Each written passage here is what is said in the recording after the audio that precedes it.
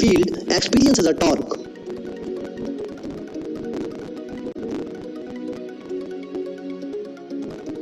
When the current is allowed to pass through the coil, current starts flowing from A to B in the left arm of the coil and from C to D in the right arm of the coil.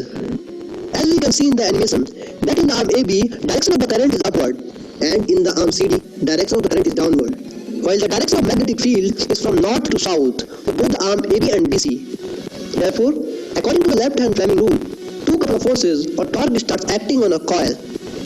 which will help in rotating of a coil and causes angular deflection of the pointer.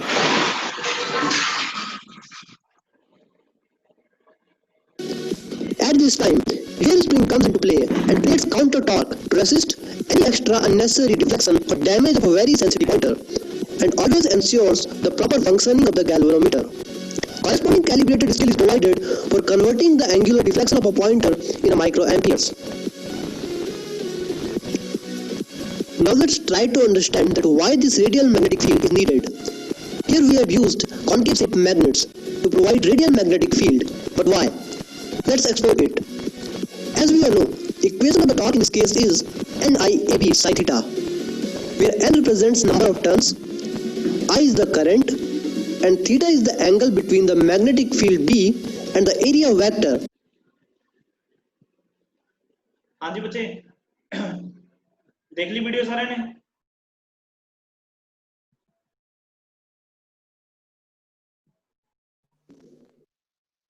बच्चे video देख ली सारे ने? Yes sir. देखो हर एक चीज ਨੂੰ ਬਿਲਕੁਲ ਮਤਲਬ ਜਾਨੀ ਕਿ ਆਪਾਂ ਕਹਿ ਸਕਦੇ ਹਾਂ ਪ੍ਰੈਕਟੀਕਲੀ ਹਨਾ ਡਿਟੇਲ ਦੇ ਵਿੱਚ ਸਮਝਾਇਆ ਗਿਆ ਹੈਗਾ। ਮੈਨੂੰ ਲੱਗਦਾ ਨਹੀਂ ਵੀ ਕਿਸੇ ਨੂੰ ਕੋਈ ਦਿੱਕਤ ਹੋਗੀ ਇਹ ਵੀਡੀਓ ਦੇਖ ਕੇ। ਆ ਦੇਖੋ ਇੱਕ ਚੀਜ਼ ਮੈਂ ਤੁਹਾਨੂੰ ਜ਼ਰੂਰ ਇੱਥੇ ਦਿਖਾਉਣਾ ਚਾਹੂੰਗਾ ਦੁਬਾਰਾ, क्योंकि कुछ ना कंसेप्ट ਇਹੋ ਜਿਹੇ ਹੁੰਦੇ ਨੇ ਜਿਨ੍ਹਾਂ ਨੂੰ ਅਸੀਂ ਵਿਦਆਊਟ ਵਿਜ਼ੂਅਲਾਈਜੇਸ਼ਨ ਨਹੀਂ ਮਤਲਬ ਜਾਨੀ ਕਿ ਦੇਖ ਸਕਦੇ ਹੈਗੇ। ਤਾਂ ਹੀ ਮੇਰੀ ਕੋਸ਼ਿਸ਼ ਹੁੰਦੀ ਹੈ ਵੀ ਜਿਨ੍ਹਾਂ ਦੀ ਕੋਈ ਵੀਡੀਓ ਮਿਲ ਜੇ ਨਾ ਕੋਈ अच्छे तरीके ਨਾਲ एक्सप्लेन की हुई तो सानू वो देख लेनी चाहिए। आ चीज देखो, इस चीज ਨੂੰ ਕੀ ਹੈ ਧਿਆਨ ਨਾਲ ਤੁਸੀਂ ਮੈਂ ਤੁਹਾਨੂੰ ਦੁਬਾਰਾ ਦਿਖਾਉਂਗਾ ਇਹਦੇ ਵਿੱਚ ਕਹਿ ਕੀ ਰਹੇ ਨੇ। ਦੇਖੋ ਇਸ ਸਾਈਡ ਨਾਰਥ ਸੀਗਾ, ਇਸ ਸਾਈਡ ਸੀ ਸਾਊਥ, ਤਾਂ ਮੈਗਨੈਟਿਕ ਫੀਲਡ ਹੈਗਾ ਨਾਰਥ ਟੂ ਸਾਊਥ, ठीक है। ਤੇ ਕਰੰਟ ਜਾ ਰਿਹਾ ਉੱਪਰ ਵੱਲ, ਕਰੰਟ ਜਾ ਰਿਹਾ ਲਾਈਕ ਦਿਸ, ਤਾਂ ਫੋਰਸ ਲੱਗੀ ਇਨ ਦਿਸ ਡਾਇਰੈਕਸ਼ਨ ਮਤਲਬ ਇਨਵਰਡ ਵਾਲੀ ਸਾਈਡ, ਸਕਰੀਨ ਦੇ ਇਨਵਰਡ। ਤੇ ਦੂਸਰੀ ਸਾਈਡ ਤੁਸੀਂ ਦੇਖਿਆ ਉਸ ਜਿਹੜੀ ਫੋਰਸ ਲੱਗੀ ਹੈ ਉਹ ਆਊਟਵਰਡ। ਆ ਦੇਖੋ ਜਿਹੜੇ ਪਿੰਕ ਕਲਰ ਦੇ ਵਿੱਚ ਤੁਹਾਨੂੰ ਦਿਖ ਰਿਹਾ ਹੈਗਾ ਹਨਾ, ਲੈਫਟ ਹੈਂਡ ਸਾਈਡ ਫੋਰਸ ਅੰਦਰ ਵੱਲ ਲੱਗ ਰਹੀ ਹੈ, ਰਾਈਟ ਹੈਂਡ ਸਾਈਡ ਬਾਹਰ ਵੱਲ। ਇਹ ਜਿਵੇਂ ਤੁਹਾਨੂੰ ਮੈਂ ਦੱਸਿਆ ਜੀ ਮਧਾਣੀ ਵਾਂਗੂ ਹਨਾ, ਵੀ ਮਧਾਣੀ ਅਸੀਂ ਏਦਾਂ ਰਿੜਕਦੇ ਆ ਨਾ, ਤਾਂ ਉਹ ਕੀ ਪ੍ਰੋਵਾਈਡ ਕਰਦੇ ਅਸੀਂ ਟਾਰਕ, ਤਾਂ ਐਵੇਂ ਇਹਦੇ ਤੇ ਕੀ ਲੱਗਦੀ ਹੈ ਟਾਰਕ। ਫਿਰ ਦੇਖੋ ਜਿਹੜਾ ਸਪਰਿੰਗ, ਜਿਹੜਾ ਆਪਾਂ ਸਪਰਿੰਗ ਉਹ ਦੂਸਰੇ ਲੋਟ ਦਿਖਾਇਆ ਸੀ ਨਾ, ਦੇਖੋ ਐਕਚੁਅਲ ਤੇ ਮਤਲਬ ਜਿਹੜੀ ਮਤਲਬ ਬੁੱਕ ਵਾਲੀ ਡਾਇਗਰਾਮ ਹੁੰਦੀ ਉਹਦੇ ਥੋੜਾ ਬਹੁਤ ਫਰਕ ਹੁੰਦਾ ਹੀ ਹੈ। ਇਹ ਸਪਰਿੰਗ ਦੇਖੋ ਜਦੋਂ ਇਹਦੇ ਟਾਰਕ ਲੱਗਦੀ ਨਾ ਸਪਰਿੰਗ ਟਾਈਟ ਹੋ ਜਾਂਦਾ ਹੈ, ਤੇ ਜਦੋਂ ਦੇਖੋ ਟਾਰਕ ਲੱਗੂਗੀ ਉਹ ਟਾਰਕ ਨੂੰ ਮੈਂ ਕੀ ਬੋਲਿਆ ਡਿਫਲੈਕਟਿੰਗ ਟਾਰਕ, ਤੇ ਜਦੋਂ ਸਪਰਿੰਗ ਟਾਈਟ ਹੋਊਗਾ ਇਹਦੇ ਵੀ ਟਾਰਕ ਲੱਗੂਗੇ ਉਹਨੂੰ ਕੀ ਬੋਲਾਂਗੇ ਰੀਸਟੋਰਿੰਗ ਟਾਰਕ। ਇੱਕ ਜਗ੍ਹਾ ਤੇ ਆ ਕੇ ਦੋਨੇ ਫੋਰਸਿਸ ਕੀ ਹੋ ਜਾਣਗੇ ਇਕੁਅਲ, ਤੇ ਜਿੱਥੇ ਇਕੁਅਲ ਹੋ ਗਿਆ ਉੱਥੇ ਕੀ ਹੈ ਇਹ ਕੁਆਇਲ ਕੇ ਸਟਾਪ ਹੋ ਜੂਗੀ ਤੇ ਨਿਡਲ ਸਾਡੀ ਸਟਾਪ ਹੋ ਜੂਗੀ। ਜਿੱਥੇ ਨਿਡਲ ਸਾਡੀ ਸਟਾਪ ਹੋਈ ਅਸੀਂ ਉੱਥੋਂ ਕਰੰਟ ਦੀ ਰੀਡਿੰਗ ਲੈ ਲਾਂਗੇ। ਤਾਂ ਇਸ ਨੂੰ ਥੋੜਾ ਜਿਹਾ ਦੁਬਾਰਾ ਧਿਆਨ ਨਾਲ ਦੇਖਿਓ। ਆ ਦੇਖੋ ਟਾਰਕ ਲੱਗ ਰਹੀ ਹੈ, ਸਪਰਿੰਗ ਦੇਖੋ ਟਾਈਟ ਹੋ ਰਿਹਾ, ਤਾਂ ਜਿਹੜੀ ਬਲੈਕ ਕਲਰ ਦਾ ਜਿਹੜਾ ਪੁਆਇੰਟਰ ਦਿਖ ਰਿਹਾ ਹੈਗਾ, ਆ ਦੇਖੋ ਬਲੈਕ ਕਲਰ ਦਾ ਪੁਆਇੰਟਰ ਇਹ ਉੱਪਰ ਜਾ ਕੇ ਕੀ ਨਾ ਅਟੈਚ ਹੋਊਗਾ ਸਕੇਲ ਨਾਲ। ਇਹ ਜਿਹੜਾ ਮੈਂ ਤੁਹਾਨੂੰ ਦਿਖਾ ਰਿਹਾ ਨਾ ਜਿਹਦੀ ਵੀਡੀਓ, ਇਹ ਅੱਜ ਦੇ ਟਾਈਮ ਦੇ ਗਲਵੈਨੋਮੀਟਰ ਨੇ ਜਿਹੜੇ ਆਪਣੇ ਸਕੂਲ ਦੇ ਲੈਬਸ ਵੀ ਪਏ ਨੇ, ਤੁਸੀਂ ਮਾਰਕੀਟ 'ਚ ਵੀ ਪਰਚੇਜ਼ ਕਰ ਸਕਦੇ ਹੋ। ਜਿਹੜੀ ਸਾਨੂੰ ਉਹ ਡਾਇਗਰਾਮ ਪੇਪਰ 'ਚ ਬਣਾਉਣ ਵਾਸਤੇ ਕਹਿਣਗੇ ਉਹ ਜਿਹੜਾ 올ਡ ਟਾਈਪ ਦਾ ਗਲਵੈਨੋਮੀਟਰ ਜਿਹੜਾ ਪਹਿਲਾਂ ਯੂਜ਼ ਹੁੰਦਾ ਸੀ, ਜਿਹਦੇ ਵਿੱਚ ਜਿਹੜੀ ਸਕੇਲ ਦੀ ਜਿਹੜੀ ਕੀ ਹੈ ਆਪਣਾ ਰੀਡਿੰਗ ਲੈਣ ਦਾ ਤਰੀਕਾ ਲੈਂਪ ਐਂਡ ਸਕੇਲ ਮੈਥਡ ਹੁੰਦਾ ਸੀ, ਉਹਦੇ ਵਿੱਚ ਸਾਨੂੰ ਉਹ ਲਾਉਣਾ ਪਊਗਾ। ਤਾਂ ਹੀ ਦੇਖੋ ਇਹਦੇ ਵਿੱਚ ਕਿਤੇ ਵੀ ਕਨਕੇਵ ਮਿਰਰ ਨਹੀਂ ਲਾਇਆ ਹੈਗਾ,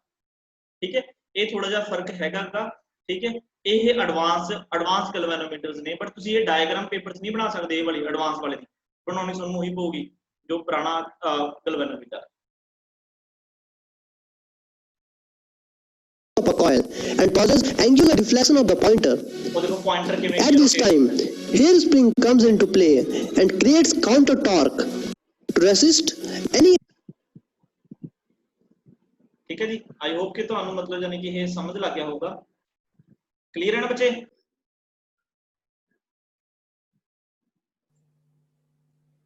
यस सर।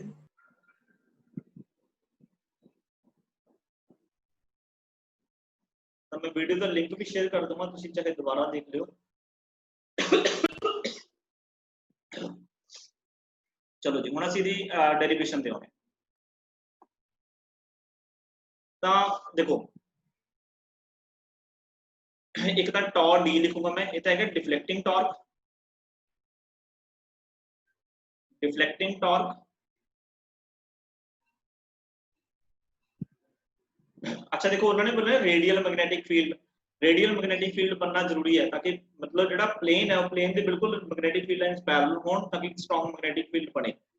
ताकि जो मैक्सिमम टॉर्क भी लग सके। ते एक लिखांगे ਆਪਾਂ टॉर्क आर, ये रीस्टोरिंग टॉर्क। रीस्टोरिंग टॉर्क एक ही पैदा होगी, ये पैदा होगी स्प्रिंग दे विच, ते डिफ्लेक्टिंग टॉर्क ਇਹਦੇ ਵਿੱਚ पैदा होगी करंट कैरिंग कॉइल ਵਿੱਚ। Carrying coil. तो नाउ ਜਿਹੜੀ बच्चे डिफ्लेक्टिंग टॉर्क है, ਇਹਦਾ ਫਾਰਮੂਲਾ ਅਸੀਂ ਬਾਣੀ ਦੇ ਨਾਮ ਤੋਂ ਯਾਦ ਕੀਤਾ ਹੋਇਆ ਹੈ। Bani BANI, Bani. This is equation number 1। B की सी मैग्नेटिक फील्ड, A की सी area of cross section, N की है number of turns of a coil, I की है current passing through a coil. ਤੇ टॉर्क रीस्टोरिंग ਦਾ ਫਾਰਮੂਲਾ ਕੋਈ ਮੈਨੂੰ ਦੱਸ ਸਕਦਾ ਹੈ? ਸਪਰਿੰਗ ਦੇ ਵਿੱਚ ਜੋ ਰੀਸਟੋਰਿੰਗ ਟਾਰਕ ਪੈਦਾ ਹੋਏਗੀ ਉਸ ਦਾ ਫਾਰਮੂਲਾ ਕੀ ਹੁੰਦਾ ਸੀਗਾ? ਕਿਸੇ ਵੀ ਸਟੂਡੈਂਟ ਨੂੰ ਯਾਦ ਹੋਵੇ, ਬਹੁਤ ਵਾਰੀ ਅਸੀਂ ਪੜ੍ਹਦੇ ਹੁੰਦੇ ਸੀਗੇ।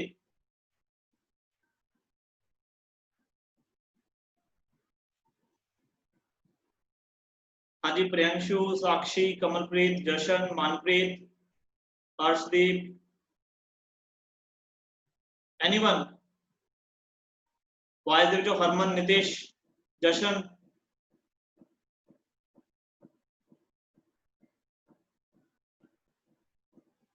के क्यू,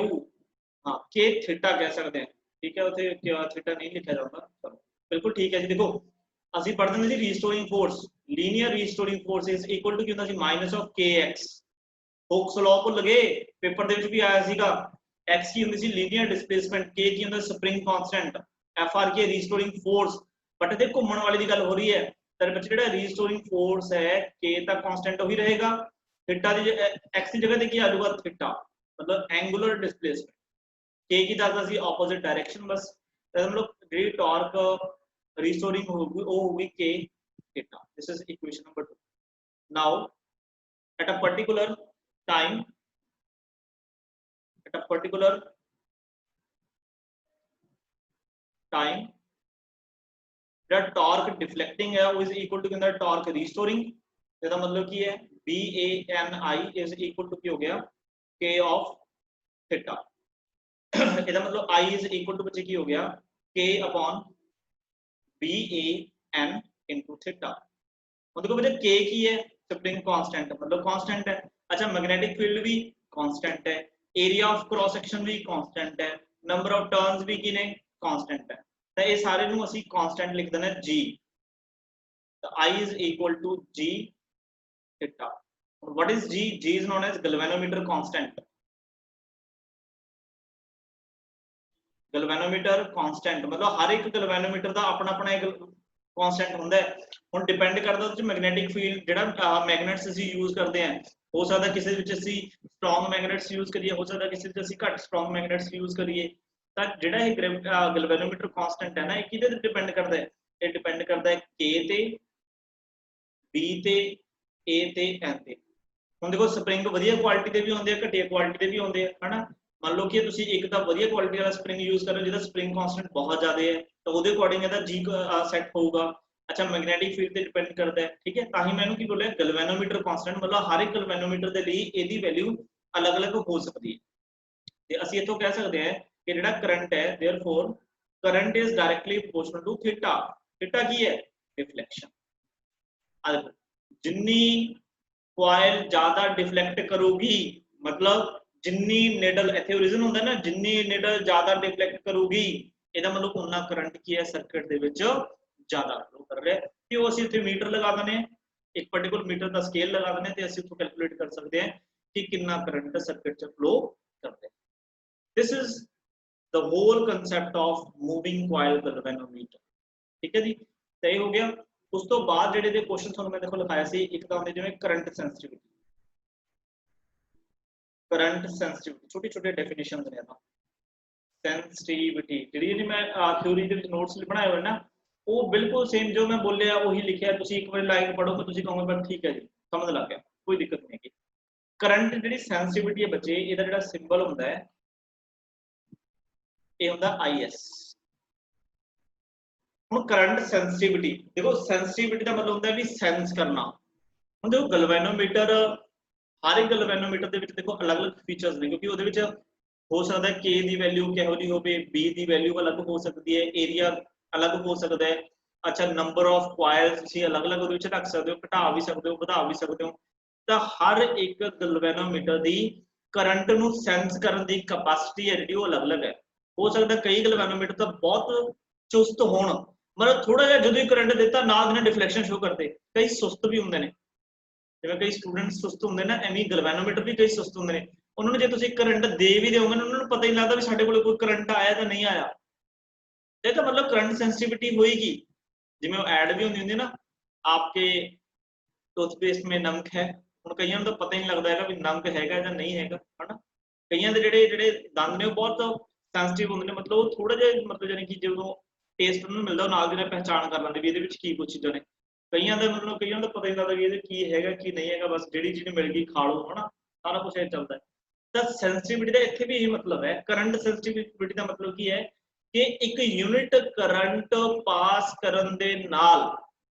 गैल्वेनोमीटर कितनी डिफ्रैक्शन शुरू करता this is known as current sensitivity आ देखो जे मैं तुहानू कहा कि आई करंट देखो आप पढ़ा ना I is directly proportional to theta जब मैं तुहानू कहा आई करंट पास करने दे नाल गैल्वेनोमीटर थीटा डिफ्लेक्शन शो करता है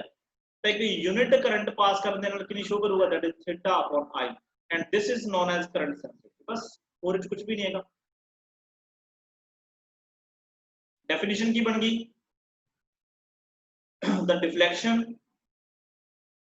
द deflection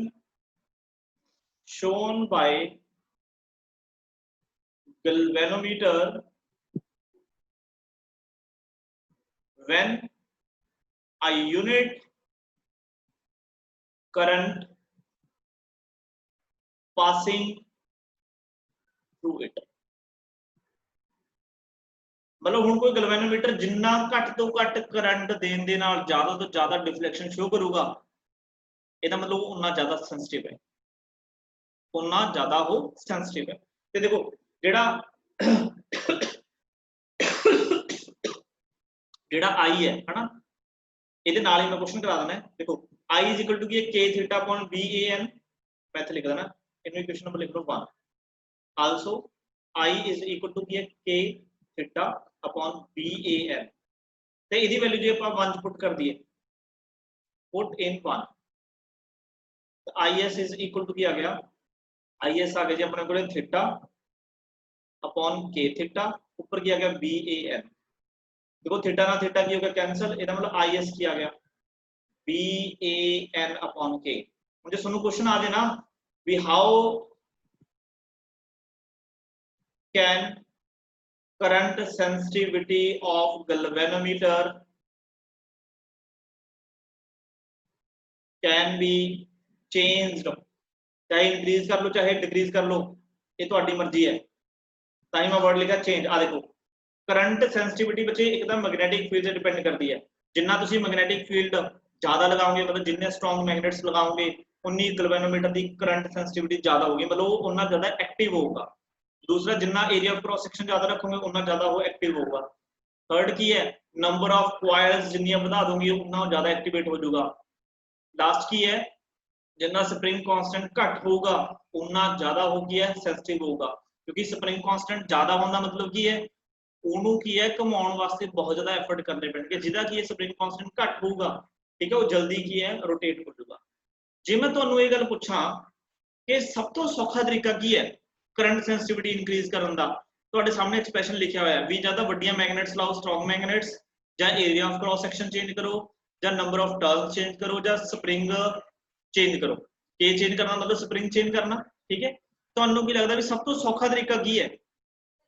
भी करंट सेंसिटिविटी इंक्रीज हो जाए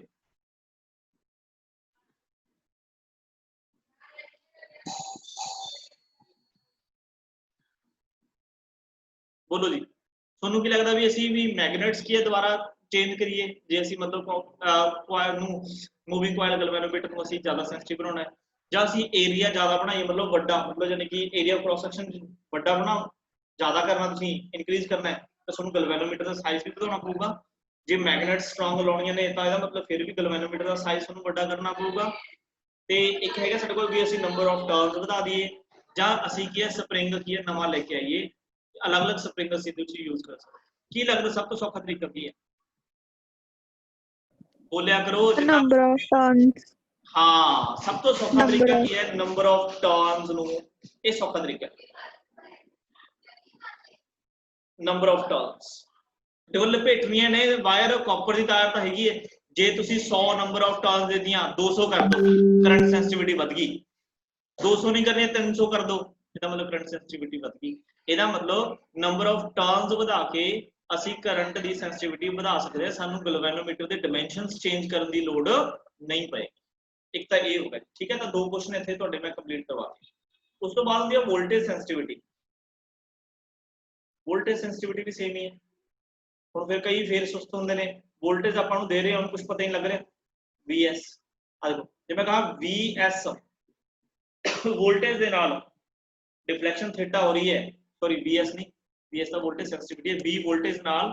अगर ओदे विच डिफ्लेक्शन थीटा है तो एक यूनिट वोल्टेज नाल कितनी होगी that is theta upon V ठीक है ਇਹਦਾ मतलब this is called voltage sensitivity this is called voltage sensitivity the definition की बन गई the deflection shown by galvanometer when a unit voltage is passing through it is known as voltage sensitive simple ठीक है जी अच्छा B ਨੂੰ ਫਿਰ ਕੀ ਹੈ ਤੁਸੀਂ B ਨੂੰ ਤੁਸੀਂ ਕੀ ਲਿਖ ਸਕਦੇ ਹੋ I into R ਵੀ ਲਿਖ ਸਕਦੇ ਹੋ ठीक है कुछ ना कुछ रेजिस्टेंस भी होएगा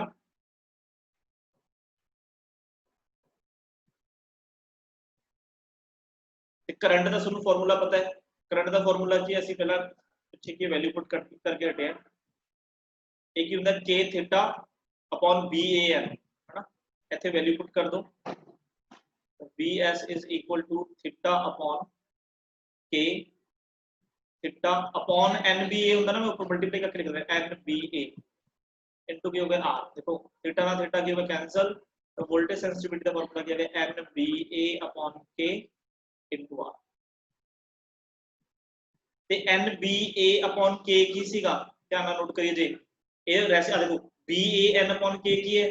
IS है ठीक है यही की है सेम आ रहा है मतलब मैं IS लिख सकते हैं मतलब voltage sensitivity is equal to IS upon R इथों भी बच्चे एक मोस्ट इंपोर्टेंट क्वेश्चन बनता है ਤੁਹਾਨੂੰ क्वेश्चन पता ਕੀ ਕਹਿਣਗੇ ਕਿ ਉਹ ਕਹਿਣਗੇ ਵੀ ਜੇ ਅਸੀਂ ਕਰੰਟ ਸੈਂਸਿਟੀਵਿਟੀ ਇਨਕਰੀਜ਼ ਕਰ ਦਈਏ ਲੈਪਟਾਪ ਮੇਰਾ ਬੰਦ ਹੋਣ ਵਾਲਾ ਠੀਕ ਹੈ ਫਟਾਫਟ ਸੁਣ ਲਓ ਜੇ ਅਸੀਂ ਕਰੰਟ ਸੈਂਸਿਟੀਵਿਟੀ ਇਨਕਰੀਜ਼ ਕਰ ਦਈਏ ਤਾਂ ਕੀ ਵੋਲਟੇਜ ਸੈਂਸਿਟੀਵਿਟੀ ਇਨਕਰੀਜ਼ ਹੋ ਜਾਊਗੀ ਆਨਸਰ ਹੈ नो नो क्योंकि बच्चे वोल्टेज सेंसिटिविटी कल्ले करंट सेंसिटिविटी पे डिपेंड नहीं करती it also depends upon external resistance ये सीबीएसई बोर्ड ਦੇ ਵਿੱਚ ਬਹੁਤ ਵਾਰੀ क्वेश्चन ਆਇਆ ਹੋਇਆ ਹੈ ਬੱਚੇ ਆਨਸਰ ਕੀ ਲਿਖते ਹੁੰਦੇ ਨੇ ਲਿਖ ਕੇ ਹੁੰਦੇ ਨੇ ਵੀ ਕਰੰਟ ਸੈਂਸਿਟੀਵਿਟੀ ਵਧ ਗਈ ਇਹਦਾ ਮਤਲਬ ਵੋਲਟੇਜ ਸੈਂਸਿਟੀਵਿਟੀ ਵਧ ਗਈ ਨਹੀਂ ਨੀਚੇ ਵੀ ਫੈਕਟਰ ਦੇਖੋ ਯਾਰ ਇੱਕ ਰੈਜ਼ਿਸਟੈਂਸ ਬੈਠਾ ਹੈ ਇਹਦਾ ਮਤਲਬ ਅਗਰ ਤੁਸੀਂ ਕਰੰਟ ਸੈਂਸਿਟੀਵਿਟੀ ਤੁਹਾਨੂੰ ਵਧਾਉਣੀ ਆ ਗਈ ਠੀਕ ਹੈ ਤੁਸੀਂ ਕਹੋਗੇ ਇਹਦਾ ਵੋਲਟੇਜ ਸੈਂਸਿਟੀਵਿਟੀ ਵਧ ਜੂ ਇਹ ਪੋਸੀਬਲ ਨਹੀਂ ਹੈਗਾ वोल्टेज सेंसिटिविटी ਵਧਾਉਣ ਦੇ ਨਾਲ ਤੁਹਾਨੂੰ ਜਿਹੜਾ ਐਕਸਟਰਨਲ ਰੈਜ਼ਿਸਟੈਂਸ ਹੈ ਉਹਨੂੰ ਘੱਟ ਕਰਨਾ ਪੈਣਾ ਜਿੰਨਾ ਕੀ ਐਕਸਟਰਨਲ ਰੈਜ਼ਿਸਟੈਂਸ ਦੀ ਵੈਲਿਊ ਤੁਸੀਂ ਘੱਟ ਕਰ ਦੋਗੇ ਉਨੀ ਜ਼ਿਆਦਾ ਵੋਲਟੇਜ ਸੈਂਸਿਟੀਵਿਟੀ ਕੀ ਹੈ ਮੂਵਿੰਗ ਕੋਇਲ ਗੈਲਵੇਨੋਮੀਟਰ ਦੀ ਕੀ ਹੋਊਗੀ ਇਨਕਰੀਜ਼ ਠੀਕ ਹੈ ਜੀ ਇਹ ਸੀ ਸਾਰੇ ਅੱਜ ਦੇ ਕੁਐਸਚਨਸ ਜਿਹਦੇ ਨਾਲ ਆਪਣਾ ਥਰਡ ਚੈਪਟਰ ਦਾ ਜਿਹੜਾ ਇਹ ਆਰਟੀਕਲ ਰਹਿੰਦਾ ਸੀ ਉਹ ਕੰਪਲੀਟ ਹੋ ਗਿਆ ਠੀਕ ਹੈ ਫੋਰਥ ਚੈਪਟਰ ਆਪਣਾ ਆਲਰੇਡੀ ਕੰਪਲੀਟ ਹੈ ਮਤਲਬ ਤੁਸੀਂ ਮੰਨ ਕੇ ਚਲੋ ਮੋਸਟਲੀ ਆਪਣੇ 60% ਹੈ ਜਿਹੜਾ ਫਿਜ਼ਿਕਸ ਦਾ ਸਿਲੇਬਸ ਹੈ ਉਹ ਕੰਪਲੀਟ ਠੀਕ ਹੈ ਜੀ ਤਾਂ ਹੁਣ ਜਿਹੜੇ ਬੱਚੇ ਬਾਅਦ ਚੋਂ ਆਏ ਸੀ ਉਹ ਦੁਬਾਰਾ ਸੁਣ ਲੈਣ 6 ਤਰੀਕ ਨੂੰ 6 ਸਤੰਬਰ ਨੂੰ ਤੁਹਾਡਾ ਟੈਸਟ ਹੈ ਜੀ ਨਿਊਮੈਰੀਕਲਸ ਠੀਕ ਹੈ ਮਤਲਬ ਐਮਸੀਕਿਊ ਕੁਐਸਚਨਸ ਹੋਣਗੇ 20 ਕੁਐਸਚਨਸ ਹੋਣਗੇ ਤੇ ਈਚ ਕੁਐਸਚਨ ਕੀ ਹੈ 2 ਮਾਰਕਸ ਦਾ ਹੋਊਗਾ ਮਤਲਬ ਟੋਟਲ 40 ਮਾਰਕਸ ਦਾ ਤੁਹਾਡਾ ਐਮਸੀਕਿਊਜ਼ ਦਾ ਟੈਸਟ ਹੋਊਗਾ ਠੀਕ ਹੈ ਤਾਂ ਅੱਜ ਤੋਂ ਹੀ ਆਪਣੀ ਤਿਆਰੀ ਸ਼ੁਰੂ ਕਰ ਦਿਓ ਕਿਉਂਕਿ ਚੈਪਟਰ ਦੇਖੋ ਆਲਰੇਡੀ ਪੜਿਆ ਹੋਇਆ ਜ਼ਿਆਦਾ ਐਫਰਟਸ ਕਰਨ ਦੀ ਲੋੜ ਨਹੀਂ ਪਏਗੀ ਠੀਕ ਹੈ ਕੋਈ ਇੰਨੇ ਜ਼ਿਆਦਾ ਇਹਦੇ ਵਿੱਚ ਨਿਊਮੈਰੀਕਲਸ ਵੀ ਹੈ ਨਹੀਂ सिंपल हर एक जो तुहानू एक तरीका पता लग गया भी जिहड़ी वोल्टेज दी हुई है देखो मैं एक चीज दोबारा दस देना जो तो इक्वेशन दी हो V = V not sin omega t एहो जी इक्वेशन दी फॉर्म दिता होवे फिर तुहानू पीक वैल्यू दी हुंदी है ਜੇ ਤੁਹਾਨੂੰ ਕਹਿ ਦਿੰਦਾ ਵੀ ਇੰਨੇ ਸੋਰਸ ਵਾਲੇ ਇੰਨੀ ਫ੍ਰੀਕੁਐਂਸੀ ਵਾਲਾ ਅਸੀਂ ਆ ਸੋਰਸ ਯੂਜ਼ ਕੀਤਾ ਹੈ, ਤਾਂ ਉਹ ਸਾਰੇ ਇਕੁਏਸ਼ਨ ਦੇ ਵਿੱਚ ਜਿੰਨੀ ਵੀ EMF ਦਿੱਤੀ ਹੋਈ ਹੈ, ਚਾਹੇ ਉਹ ਕਰੰਟ ਦਿੱਤਾ ਹੋਵੇ, ਵਰਚੁਅਲ ਦਿੱਤਾ ਹੁੰਦਾ ਹੈ, ਉਹ ਪੀਕ ਨਹੀਂ ਦਿੱਤਾ ਹੁੰਦਾ। ਇਹ ਗੱਲ ਦਾ ਧਿਆਨ ਰੱਖੋ, ਇੱਕ ਦੋ ਬੱਚਿਆਂ ਨੇ ਪੁੱਛਿਆ ਵੀ ਸੀਗਾ, ਠੀਕ ਹੈ। ਉਹ ਸਾਰੀਆਂ ਨੂਮੈਰੀਕਲ ਸਟੇਟਮੈਂਟਸ ਤੁਹਾਨੂੰ ਵਰਚੁਅਲ ਵੈਲਿਊ ਗਿਵਨ ਹੁੰਦੀ ਹੈ, ਚਾਹੇ EMF ਦੀ ਗਿਵਨ ਹੋਵੇ, ਚਾਹੇ ਕਰੰਟ ਦੀ। ਜੇ ਤੁਹਾਨੂੰ ਇਕੁਏਸ਼ਨ ਦੀ ਫਾਰਮ ਦਿੱਤਾ ਹੋਇਆ ਹੈ, ਫਿਰ ਤੁਸੀਂ ਦੇਖ ਸਕਦੇ ਹੋ ਵੀ V V ਨॉट ਹੁੰਦਾ ਨਾ, ਉਸ V ਨॉट ਦੀ ਜਗ੍ਹਾ ਤੇ ਜੋ ਵੀ ਚੀਜ਼ ਹੋਗੀ ਉਹ ਕੀ ਹੋਗੀ, ਉਹ ਤੁਹਾਡੀ ਕੀ ਹੈ, ਪੀਕ ਵੈਲਿਊ। ਠੀਕ ਹੈ ਜੀ, ਥੈਂਕ ਯੂ, ਟੇਕ ਕੇਅਰ।